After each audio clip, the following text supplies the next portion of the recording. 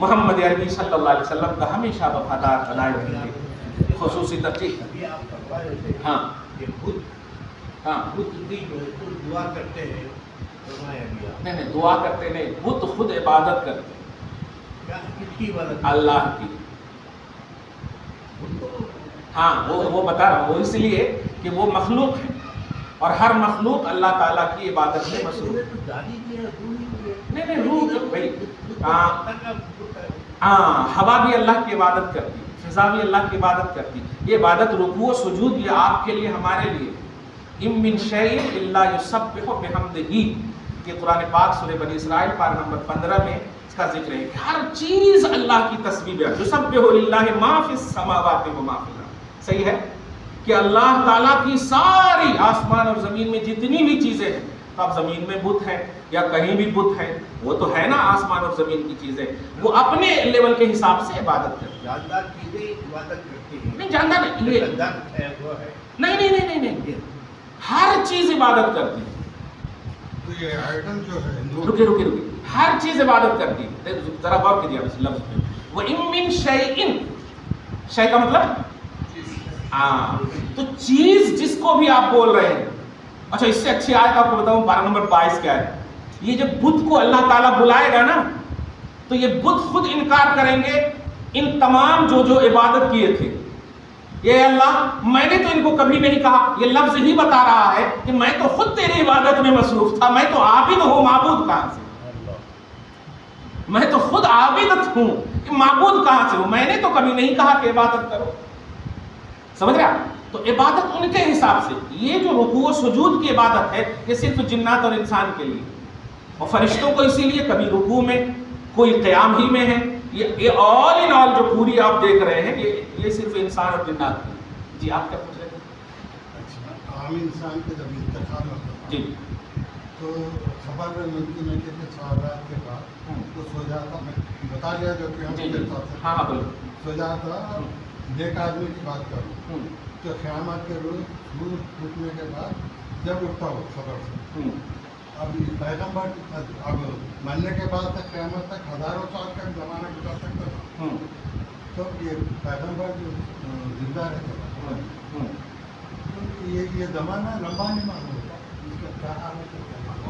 سوال ٹھیک ہے، لیکن ایک بات دھیان میں رکھیے کہ آپ ہو گیا نا سوال آپ کا. اب سنیے، دیکھیے وہ روح کی جو بات آپ کہہ رہے ہیں کہ روح قیامت کے دن پھونکا جائے گا، ایسا نہیں. ہاں سور پھونکنے کے بعد اٹھیں گا نا عام سور آدمی. سور بولے آپ. اچھا تو ہاں تو عام آدمی سور پھونکنے کے بعد نیک ہے تو سو جائیں گا، اور سور پھونکنے کے بعد اٹھیں گا.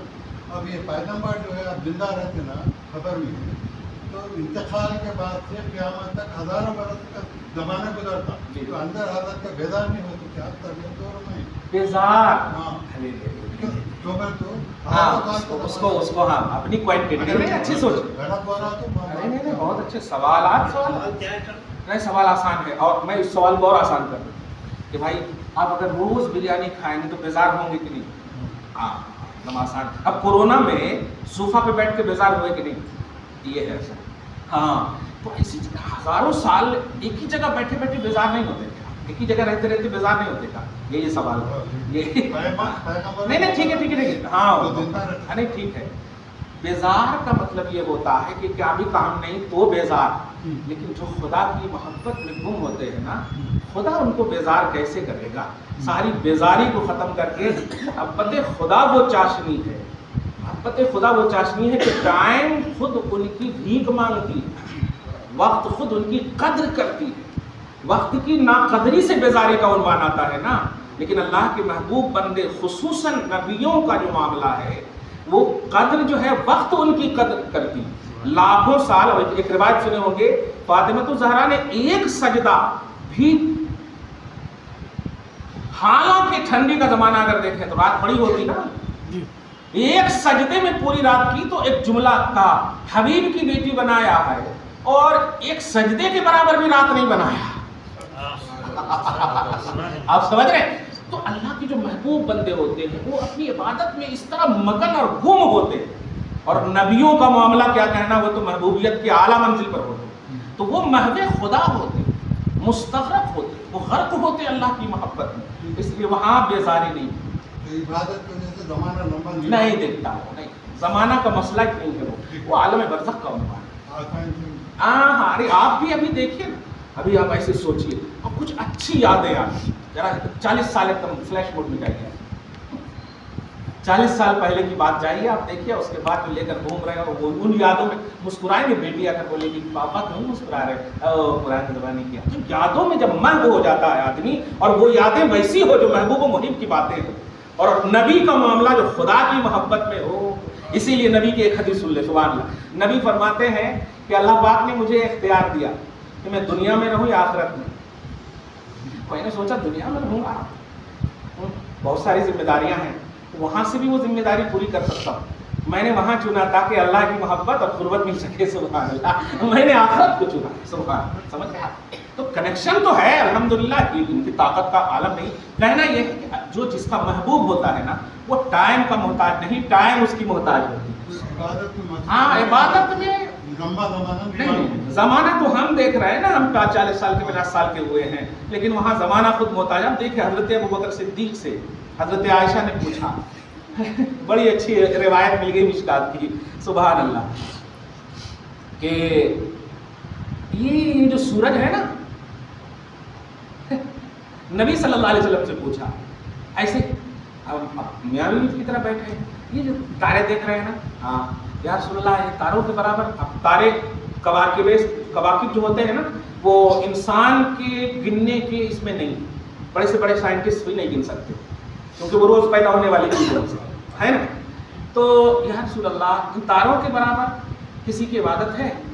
سرکار علیہ الصلوۃ والسلام نے فرمایا عمر کی اب آپ بتائیے، آپ کے سامنے کسی اور کی تعریف ہو، حالانکہ ان کا مقصد تھا میرے ابو کا نام لے میرے ابو کا نام لے، کہہ بھی دیے فائنہ ابھی میرے ابا کہاں گئے، چھلانگ لگا دیا آپ سمجھ رہے ہیں نا، میاں بیوی کی بات ہے اس لیے میں پوچھ رہا ہوں، الفاظ کچھ بھی وہ سرکار معاف فرمائیں، ہم بات میاں بیوی کے اس لیے اسی انداز میں پیش کر رہا ہوں میں، سمجھے نبی دل کا راز جانتے ہیں۔